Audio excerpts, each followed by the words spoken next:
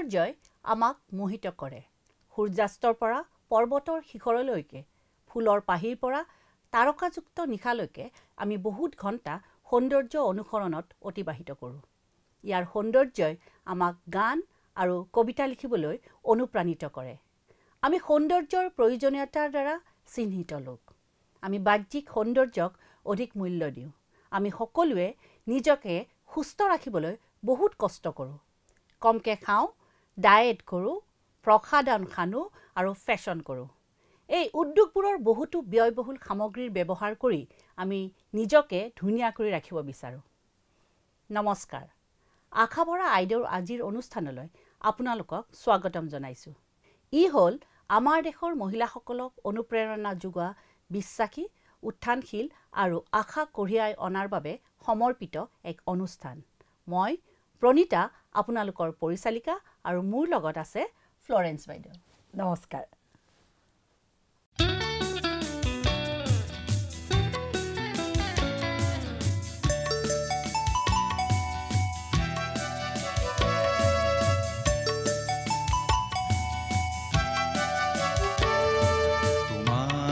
কাষলে আহিছো পিতা, আজি মোক জিৰণি দিয়া।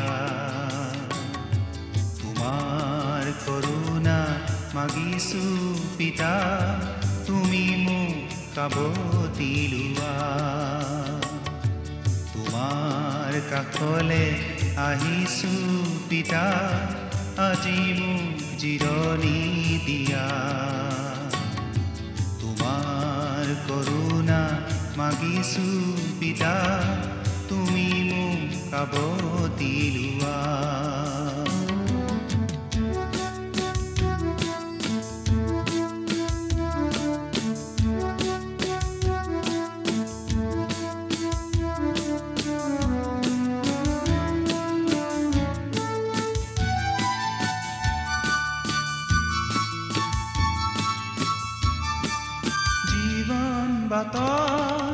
ইমান নিৰাশা, মাথো দুখেৰে ভৰা। প্ৰতিক্ষণে মই ইমান অসহায়, যেন অকলশৰীয়া। আশাৰ প্ৰদীপ হে মোৰ জিহুৱা, মোৰ দৃষ্টি কৰা। আশাৰ প্ৰদীপ হে মোৰ জিহুৱা, মূল দৃষ্টি কৰা। তোমাৰ কাষলে আহিছো পিতা, আজি মোক জিৰণি দিয়া। তোমাৰ কৰুণা মাগিছো পিতা, তুমি মোক কাবতি লোৱা।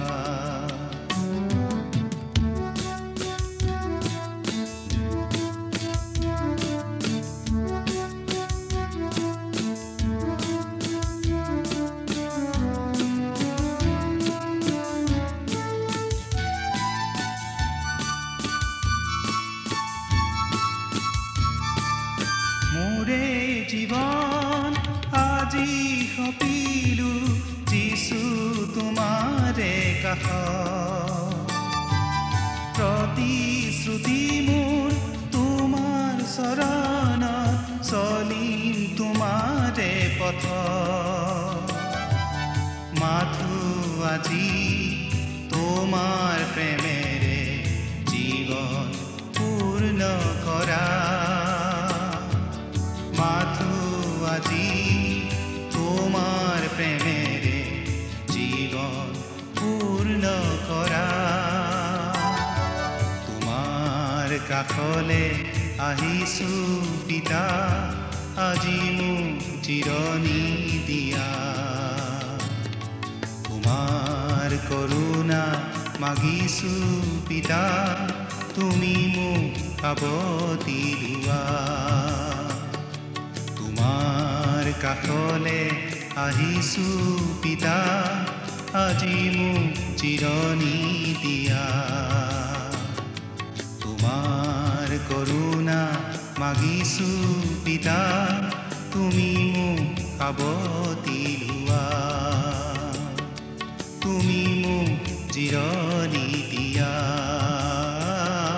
তুমি মোক সাৱতি লোৱা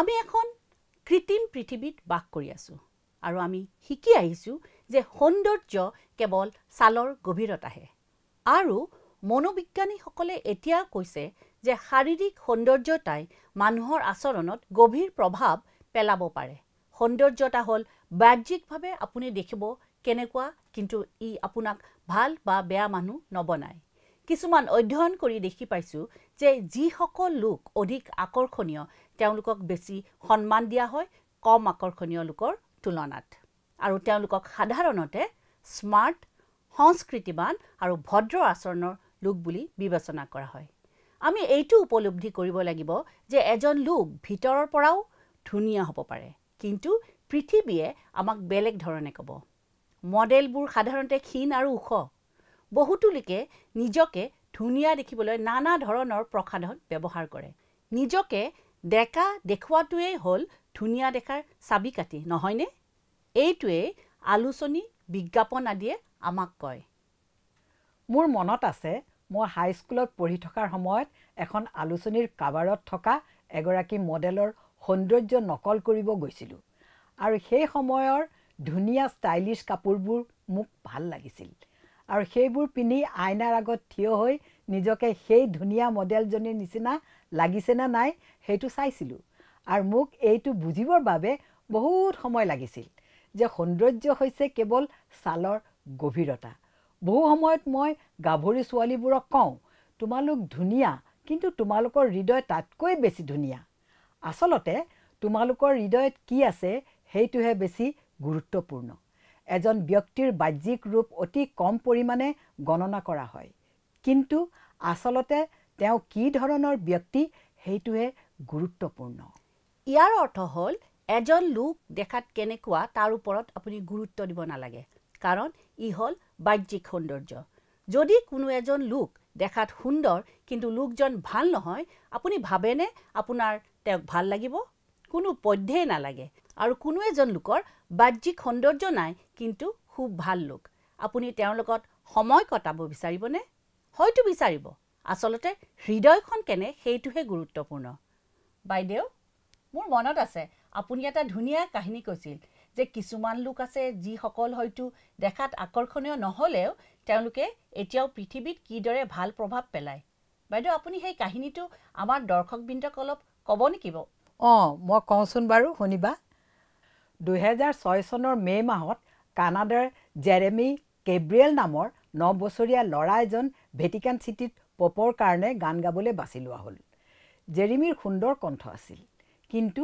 তেওঁ এক অচিন ৰোগ লৈ জন্ম পাইছিল যিটোৱে তেওঁক দেখাত বেয়া আৰু কাণেৰে নুশুনা কৰিছিল যেতিয়া তেওঁ গান গাবলৈ থিয় হৈছিল সকলোৱে তেওঁৰ চেহেৰাৰ পিনে লক্ষ্য কৰিছিল কিন্তু এইদৰে কোৱা হৈছে যে তেওঁ সুন্দৰ গান শুনাৰ পিছত দৰ্শকসকল আৱেগিক হৈ চকুপানী টুকিছিল তেওঁৰ কণ্ঠ স্বৰ্গদূতৰ দৰে আছিল যদিও তেওঁ দেখাত তেনে নাছিল জেৰেমি কেব্ৰিয়েল দেখিবলৈ হেণ্ডচাম নাছিল কিন্তু তেওঁৰ আন্তৰিকতা আৰু উপহাৰ অতুলনীয় আছিল বাহ এই কাহিনীটোৱে সদায় মোক প্ৰেৰিত কৰে আমি কিয় এজন লোকৰ বাহ্যিক সৌন্দৰ্যৰ ভিত্তিত তেওঁ প্ৰকৃততে কেনে সেইটো নিৰ্ধাৰণ কৰোঁ হয় কিছুমান মানুহে নিজকে নিম্নমানৰ বুলি ভাবে কিয়নো তেওঁবিলাক আন লোকৰ দৰে আকৰ্ষণীয় নহয় আৰু ফলস্বৰূপে নিজকে অৱহেলিত অনুভৱ কৰে আৰু সেইটো অতি দুখৰ বিষয় কিয়নো প্ৰকৃত সৌন্দৰ্য মানুহৰ হৃদয়ৰ পৰা আহে আৰু ই স্থায়ী সেইবাবে চাগে বাইবেলৰ হিতুপদেশ 31 অধ্যায় 30 পদত বিশেষভাৱে মহিলাৰ নিমিত্তে এইদৰে লিখিছে লাৱণ্য মিছা আৰু সৌন্দৰ্য অসাৰ কিন্তু জিহুৱালৈ ভয় ৰখা তিৰোতা প্ৰশংসনীয় আৰু নতুন নিয়মত পিতৰে প্ৰথম পিতৰ 3 অধ্যায় 3 পদৰ পৰা 4 পদত এইদৰে কৈছে কেশ বেশ আৰু সোণৰ অলংকাৰ পিন্ধা বা নানা বস্ত্ৰ পৰিধান এনে বাহ্যিক ভূষণ তোমালোকৰ নহওক কিন্তু নম্ৰ আৰু শান্ত আত্মাৰূপ অক্ষয় বস্ত্ৰ পিন্ধা যি গুপ্ত আন্তৰিক মনুষ্য সিয়েই তোমালোকৰ ভূষণ হওক এনে আত্মাহে ঈশ্বৰৰ দৃষ্টিত বহুমূলীয়া। বাইবেলে আমাক কয় যে আমাৰ সৌন্দৰ্য আমি কি পিন্ধো বা আমি কেনে দেখো তাৰ দ্বাৰা জোখা নহয়। ইয়াৰ পৰিৱৰ্তে আমাৰ আভ্যন্তৰীণ সৌন্দৰ্য আছে, যিটো আমি কোন তাৰ ওপৰত আধাৰিত, আমি দেখাত কেনে তাৰ ওপৰত নহয়। প্ৰথম চমুৱেল 16 অধ্যায়টোত জিহুৱাই চমুৱেলক যিছয়ৰ ওচৰলৈ গৈ তেওঁৰ পুত্ৰসকলক লগ কৰিব ক'লে, কিয়নো ঈশ্বৰে তেওঁলোকৰ মাজৰে পৰা এজনক ইছৰাইলৰ ৰজা হ'বৰ বাবে বাছি ল'ব। চমুৱেলে যিছয়ৰ ডাঙৰ পুত্ৰক দেখিলে, তেওঁ সুন্দৰ সুঠাম ওখ ল'ৰা আৰু এজন ৰজা হ'বৰ বাবে যি প্ৰয়োজন সেই সকলোবোৰ তেওঁৰ আছে, সেইজনীয়ে চাগে অভিষিক্তজন। কিন্তু তাৰ সলনি ঈশ্বৰে চমুৱেলক ক'লে, তেওঁৰ মুখলৈ আৰু দীৰ্ঘকায়লৈ নাচাবা, কিয়নো প্ৰকৃততে হৃদয়খনহে গুৰুত্বপূৰ্ণ। আৰু আপোনালোকে জানেই পিছলৈ কি হ'ল, ঈশ্বৰে পৰিয়ালৰ আটাইতকৈ সৰুজনকহে বাছি ল'লে, দাউদ, যাক কোৱা হয় the one after God's own heart, ঈশ্বৰৰ নিজৰ হৃদয়ৰ পাছত। আমি মানুহবোৰক যেতিয়া চাওঁ, আমি বাহ্যিক সৌন্দৰ্যৰ বিষয়ে বিবেচনা কৰোঁ, কিন্তু ঈশ্বৰে আমাৰ আভ্যন্তৰীণ সৌন্দৰ্য আৰু হৃদয় চায়। আমাৰ চেহেৰা সলনি হয়, কিন্তু হৃদয় একেই থাকে। কোনো বাহ্যিক সৌন্দৰ্য সদাকাললৈ একে হৈ নাথাকে, কিন্তু আভ্যন্তৰীণ সৌন্দৰ্য থাকে। মৰমৰ বান্ধৱীসকল, মনত ৰাখিব, নাৰী হৈছে ঈশ্বৰৰ আটাইতকৈ উত্তম সৃষ্টি। এগৰাকী নাৰী সুন্দৰ হ'ব লাগে আৰু ঈশ্বৰে তেওঁলোকক সেইদৰেই সৃষ্টি কৰিছে। বহুতো নাৰী ধুনীয়া হৈ থাকিব বিচাৰে। সৌন্দৰ্য এক ভাল বস্তু, কিন্তু ইয়াক যদি আমি প্ৰাথমিক লক্ষ্য হিচাপে লওঁ আৰু ঈশ্বৰৰ লগত সম্বন্ধ অৱহেলা কৰোঁ, তেনেহ'লে সেইটো নেতিবাচক হৈ পৰে।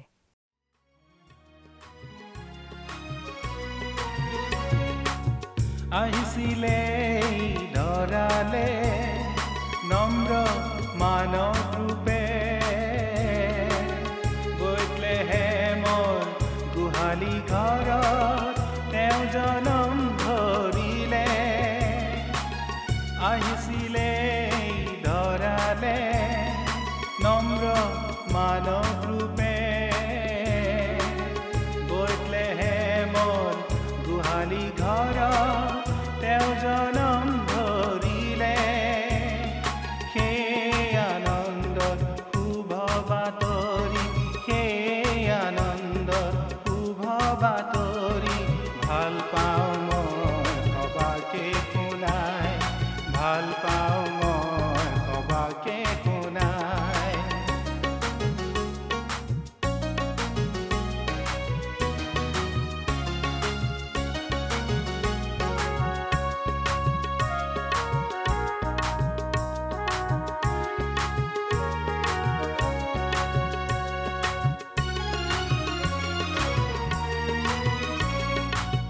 আমাৰ পাপৰ গধুৰ বুজাবোৰ তেওঁ কান্ধতে লৈ, ক্ৰুচৰ ওপৰত প্ৰাণৰ পিলে আমাৰ জীৱন দিবলৈ।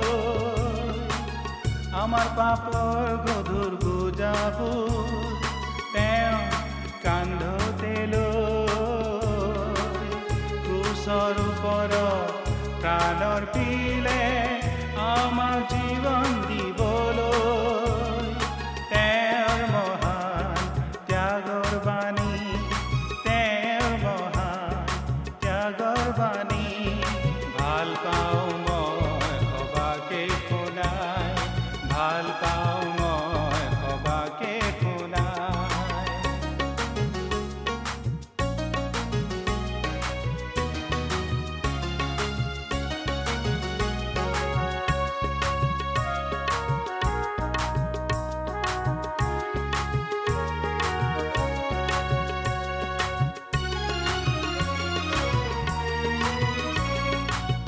তৃতীয় দিনা পুনৰ উঠি মৃত্যুক জয় কৰিলে।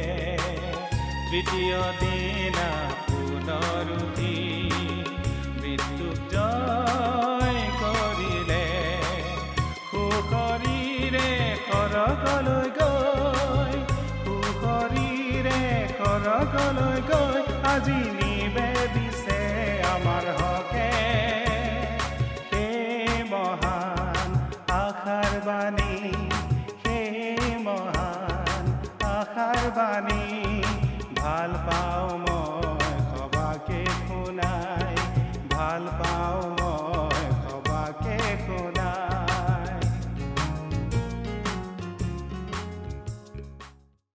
নিজকে ধুনীয়াকৈ ৰখাটো কোনো ভুল নহয় কিন্তু ঈশ্বৰৰ সৈতে দিনক দিনে হোৱা সম্বন্ধৰ বিনিময়ত পোৱা আভ্যন্তৰীণ সৌন্দৰ্যৰ আগত নাহে সাধাৰণ মানুহে যিটো ধুনীয়া বুলি নাভাবে আৰু ঈশ্বৰে সৌন্দৰ্য সৃষ্টি কৰে যিটো সময়ৰ লগত ই আৰু সুন্দৰ হৈ পৰে আৰু সেইটোৱে আচল সৌন্দৰ্য আলোচনী চিনেমা আৰু গায়ক তেওঁলোকৰ সৌন্দৰ্য এক নিৰ্দিষ্ট ধাৰণা থাকে 11-12 বয়সত ছোৱালীবোৰে তেওঁলোকৰ শৰীৰৰ সমালোচনা কৰিবলৈ আৰম্ভ কৰে আৰু সেইটো কোনো আচৰিত কথা নহয় আৰু এগৰাকী মাতৃ হিচাপে আমি তেওঁলোকক সৌন্দৰ্যৰ এই পৃথিৱীখনত আগবাঢ়িব দিব লাগে কিন্তু আনহাতে এইটোও দৰকাৰ যে মিছা সত্যবোৰ যিবোৰ তেওঁলোকে সঁচা বুলি বিশ্বাস কৰে সেইবোৰৰ পৰা বচাই ৰাখিব লাগে আমাৰ ছোৱালী আছে আৰু তেওঁলোকে আমাক সৌন্দৰ্য পৰিচৰ্যা কৰা দেখে আমি উপলব্ধি কৰিব লাগিব এইটো ডাঙৰ দায়িত্ব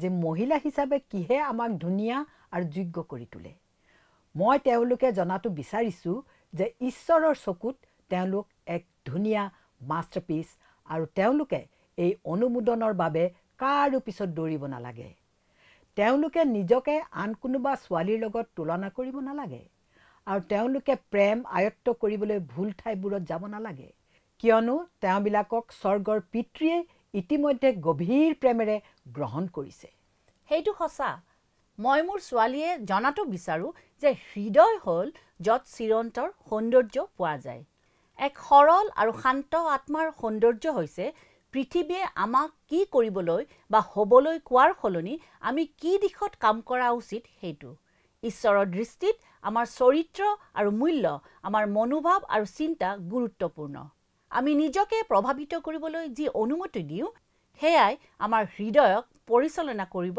আৰু আকাৰ দিব এইটোৱে আমাৰ আত্মাৰ মূল গুৰুত্বপূৰ্ণ কথা মই ভাবোঁ এগৰাকী জীয়াৰীৰ মাতৃ হিচাপে বা এগৰাকী মহিলা যি গাভৰু ছোৱালীবোৰৰ সৈতে জড়িত তেওঁলোকৰ প্ৰথম কাম হ'ল আমাৰ নিজৰ দেহৰ বিষয়ে কেনেদৰে কথা পাতোঁ তাৰ ওপৰত চকু দিব লাগে ছোৱালীবোৰে বৈধতা গ্ৰহণযোগ্যতা বেছিকৈ নিজৰ মাক বাপেক ভনীয়েক মাহী পেহী আদিৰ পৰা শিকে এগৰাকী মাতৃয়ে নিজৰ শৰীৰৰ বিষয়ে যেনেকৈ ক'ব ছোৱালীজনীয়ে কি গ্ৰহণযোগ্য হয় আৰু কি নহয় তেনেকৈ শিকিব শকত আৰু কুৎসিতৰ অৰ্থ তেওঁ আপোনাৰ পৰা শিকিব এই শব্দকেইটা আপুনি নিৰ্ধাৰণ কৰাৰ দৰে তাইও তেনেদৰেই নিৰ্ধাৰণ কৰিব নিজৰ ছোৱালীবোৰৰ লগত কথা পাতক তেওঁলোকৰ সৈতে সৎ হওক দ্বিতীয় কথাটো হ'ল তেওঁলোকক চিনাক্ত কৰক যুৱতীবোৰক আশ্বাসৰ যথেষ্ট প্ৰয়োজন তেওঁলোক ঠিকে থাকিলে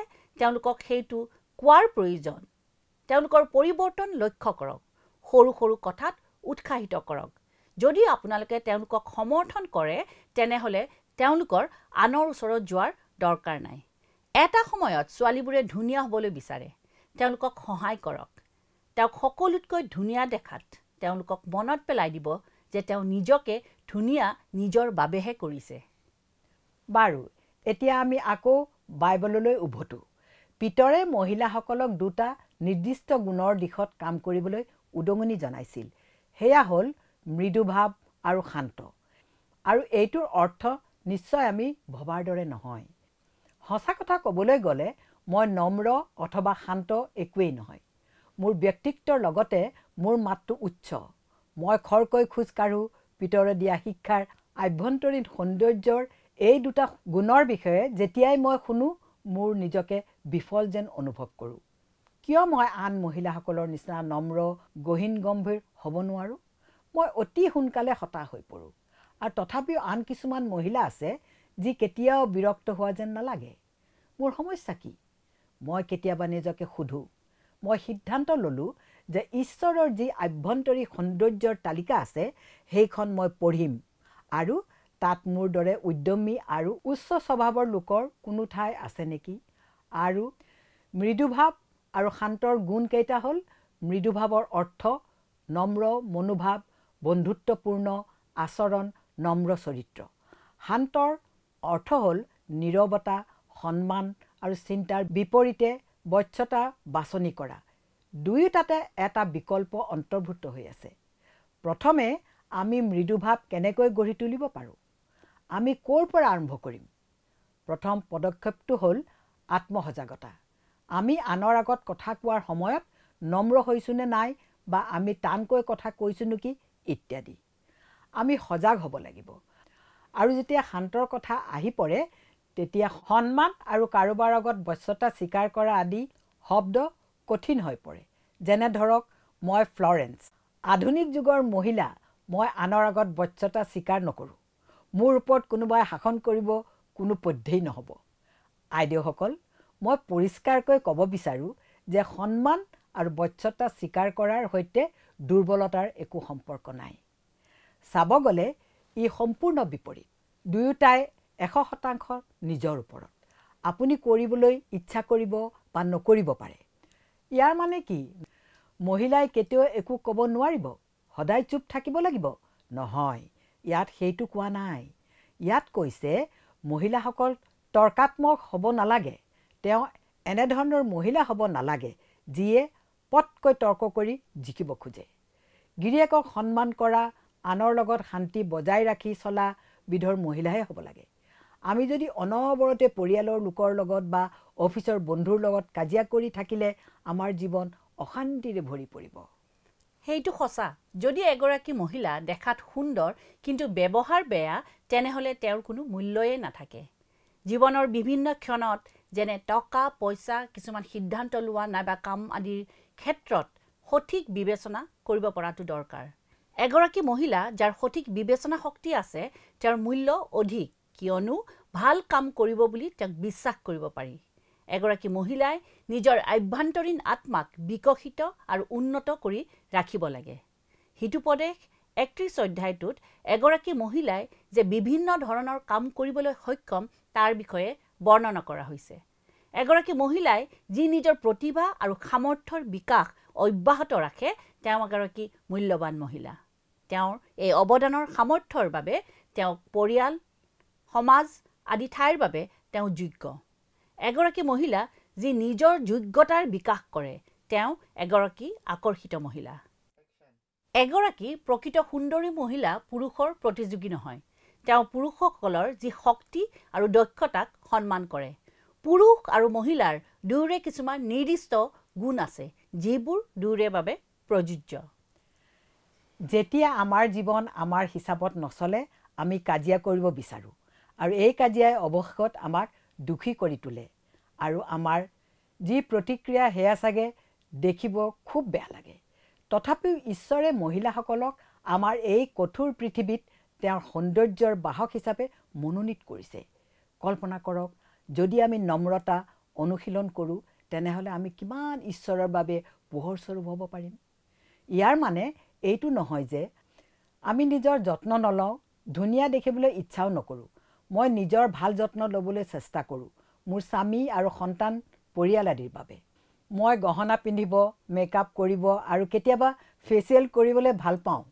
সমস্যাটো হ'ল যেতিয়া মই আৱেগে মোক গ্ৰাস কৰে, যেতিয়া মই মোৰ হৃদয়ৰ সলনি বাহ্যিক সৌন্দৰ্যত অধিক গুৰুত্ব দিওঁ, তেতিয়া মই সলনি হ'ব লাগিব আৰু বিবেচনা কৰিব লাগিব যে মই মোৰ পৰিচয় আৰু মূল্য ক'ত দিছোঁ। মনত ৰাখিব যে ঈশ্বৰেহে আমাক উজ্জ্বল কৰি ৰাখে। মই ৰাতিপুৱা উঠি ধুনীয়া সাজ পৰিধান কৰি ওলাই যাবলৈ সাজু, কিন্তু মোৰ হৃদয়ৰ পৰা আমি মুখেৰে কথা কওঁ আৰু মোৰ বাক্য শুৱলা নহয়। মোৰ আভ্যন্তৰীণ সৌন্দৰ্য নাইকিয়া হ'বলৈ ধৰিছে, যিটো মোৰ স্বামী আৰু সন্তানে লক্ষ্য কৰিছে। এতিয়া মই ধৰিব পাৰিছোঁ মই ঈশ্বৰক সুপ্ৰভাত ক'ব লাগিব আন কাৰোবাক কোৱাৰ আগতে। যদি মোৰ ছোৱালীয়ে কিবা জানিব দৰকাৰ আছে তেনেহ'লে এইটোৱে তেওঁলোকে মানুহৰ আগত গ্ৰহণযোগ্য হ'বলৈ নিৰন্তৰ অনুসৰণ কৰাৰ প্ৰয়োজন নাই। মই তেওঁলোকে এইটো জনাটো বিচাৰোঁ যে একমাত্ৰ ঈশ্বৰেহে আমাক উজ্জ্বল কৰি ৰাখে, কিয়নো তেওঁৰ আত্মা আমাৰ মাজত আছে। আমি তেওঁতে প্ৰেমৰ পৰিপূৰ্ণতা, গ্ৰহণযোগ্যতা, মূল্য, আনন্দ আৰু আশা বিচাৰি পাওঁ। আশা ভৰা নাৰী হিচাপে আমি তেওঁৰ প্ৰতিচ্ছবিত নিৰ্মিত আৰু আমি যিদৰেই নহওক লাগে তেওঁৰেই সৃষ্টি। আমি প্ৰথমে তেওঁৰ। আমাৰ হৃদয়ৰ আভ্যন্তৰীণ সৌন্দৰ্যৰ বাবে আমি যিমান কৰোঁ সকলো প্ৰচেষ্টা মূল্যৱান। আমাৰ দিনবোৰ যিমান কষ্টৰ নহওক কিয়, যদিওবা আমাৰ যি অহংকাৰে আমাৰ ভিতৰত থকা ব্যক্তিজনৰ ওপৰত গুৰুত্ব দিবৰ বাবে কষ্ট কৰিবলৈ বাধা দিয়ে। আমাৰ যি আভ্যন্তৰীণ সৌন্দৰ্যৰ আমাৰ ওচৰে পাজৰে থকা লোকসকলৰ জীৱনত প্ৰভাৱ পেলাব। প্ৰাৰ্থনাৰ বাবে সময় লওক, ঈশ্বৰলৈ চাওক, তেওঁৰ হাতলৈ দৃষ্টি আকৰ্ষণ কৰক। আপুনি তেওঁৰ কথা আপোনাৰ হৃদয়ৰ গভীৰতাত শুনক, য'ত পৃথিৱীৰ আন কথাই ঢুকি নাপায়। তেওঁ আপোনাক জনাব বিচাৰে যে তেওঁৰ বাবে আপুনি কিমান ধুনীয়া। তেওঁ আপোনাৰ বাবে আকাংক্ষা কৰে তেওঁ নিখুঁত, সত্য আৰু চৰ্তহীন প্ৰেমৰ ছায়াত থাকিবলৈ। আপোনাৰ ছোৱালীক শিকাওক, তাই ঘৰ, অফিচ, কলেজ আৰু পৰিয়ালত এক উজ্জ্বল প্ৰভাৱ পেলায়। তেওঁৰ প্ৰকৃত প্ৰেমে পৃথিৱী সলনি কৰিব পাৰে। ঈশ্বৰে আমাক জনাটো বিচাৰে যে তেওঁ আমাক দেখা পাই আছে। আমি জনাজাত আৰু অতি মৰমৰ। ধন্যবাদ। আজি আমাৰ আলোচনা ইয়াতে শেষ কৰিলোঁ। ঈশ্বৰে সকলোকে আশীৰ্বাদ কৰক। নমস্কাৰ।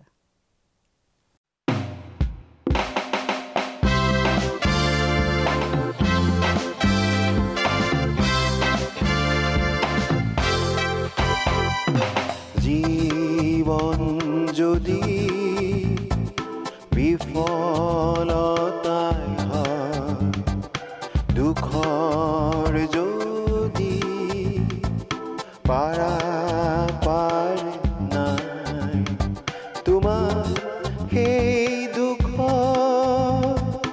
ভাৰ যিচুক দিয়া প্ৰাৰ্থনাৰে আজি তেওঁ লৈ আহা। নিসংগতা তেওঁ দূৰ হয়, ভয়ৰো তেওঁত স্থান নাই, দুখৰ ছায়া তেওঁত নাই, তেওঁ যে শান্তি ৰাখে।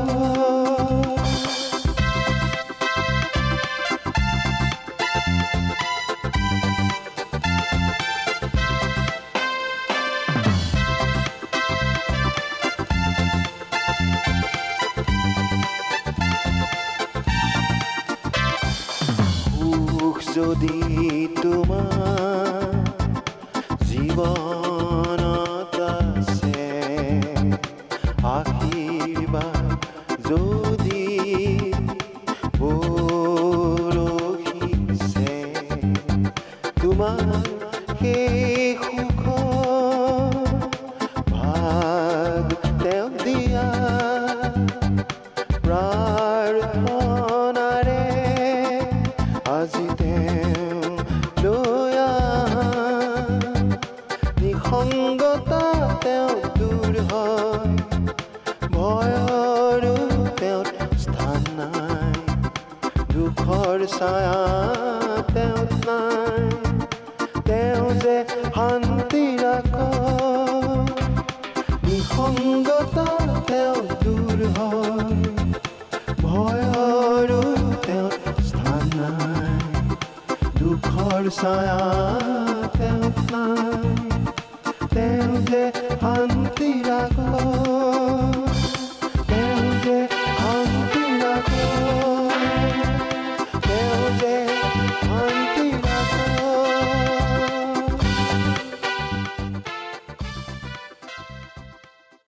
প্ৰিয় দৰ্শকবৃন্দ, যদি আপোনালোকে এই অনুষ্ঠানটো ভাল পায় তেন্তে অনুগ্ৰহ কৰি আমাক 0444908125 নম্বৰত মিছড কল কৰক।